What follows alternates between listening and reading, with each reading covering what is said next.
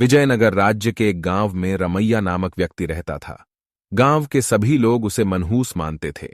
उनका मानना था कि यदि सुबह उठकर किसी ने सबसे पहले रमैया का चेहरा देख लिया तो उसे पूरे दिन भोजन नसीब नहीं होगा। जब यह बात महाराज कृष्णदेव राय तक पहुंची तो उन्होंने इसकी वास्तविकता जानने का निर्णय लिया। उस रात रमैया को राजमहल बुलाया गया और महाराज के कक्ष के सामने वाले कक्ष में उसके रहने की व्यवस्था की गई। रात भर रमैया उस कक्ष में सोया। अगली सुबह महाराज कृष्णदेव सीधे रमैया के कक्ष में गए और उसका चेहरा देखा। दिन का प्रारंभ रमैया का चेहरा देखने के बाद अब महाराज को देखना था कि उनका दिन कैसा गुजरता है। उस दिन दरबार में जाने के पूर्व वे भोजन के लिए बैठे ही थे कि उन्हें तुरंत किसी आवश्यक मंत्रणा हेतु बुलवा लिया गया। वे बिना भोजन करे ही दरबार चले गए। दरबार की कार्यवाही जो प्रारंभ हुई तो देर रात तक चलती रही। दरबार की कार्यवाही समाप्त होते तक महाराज कृष्णदेव राय को जोरों की भूख लगाई थी। जब उन्हें भोजन परोसा गया तो उन्होंने देखा कि उनकी थाली पर मक्खी बैठी हुई है। उन्होंने भोजन छोड़ डेच दिया और अपने शयन कक्ष चले गए।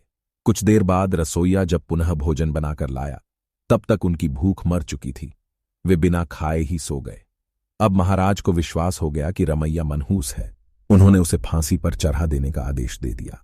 रमैया की फांसी की बात जब उसकी पत्नी तक पहुंची तो वह रोते रोते तेनालीराम के पास गई और उससे सहायता की गुहार लगाई। तेनालीराम ने उसे आश्वासन देकर घर भिजवा दिया। अगली सुबह जब सैनिक रमैया को फांसी पर लटकाने ले जा रहे थे तो रास्ते में उनकी भेंट तेनालीराम से हुई। तेनालीराम ने रमैया के कान में कुछ कहा और चला गया। इधर फांसी गृह पहुंचने के बाद सैनिकों ने रमैया से उसकी अंतिम इच्छा पूछी। रमैया ने कहा कि मैं महाराज को एक संदेश भिजवाना चाहता हूं। एक सैनिक द्वारा वह संदेश महाराज तक पहुंचाया गया।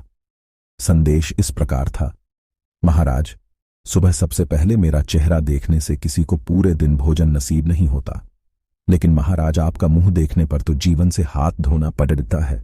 बताइए, ऐसे में ज्यादा मनहूस कौन है? संदेश पढ़ने के बाद महाराज को अपनी अंधविश्वासी सोच पर शर्म आई। उन्होंने सैनिकों से कहकर रमैया को बुलवाया और पूछा कि उसे ऐसा संदेश भेजने का परामर्श किसने दिया था। रमैया ने तेनालीराम का नाम लिया। महाराज तेनालीराम की बुद्धिमत्ता से बहुत प्रसन्न हुए। उन्होंने रमैया की फांसी की सजा निरस्त कर दी और तेनालीराम को पुरस्कृत किया।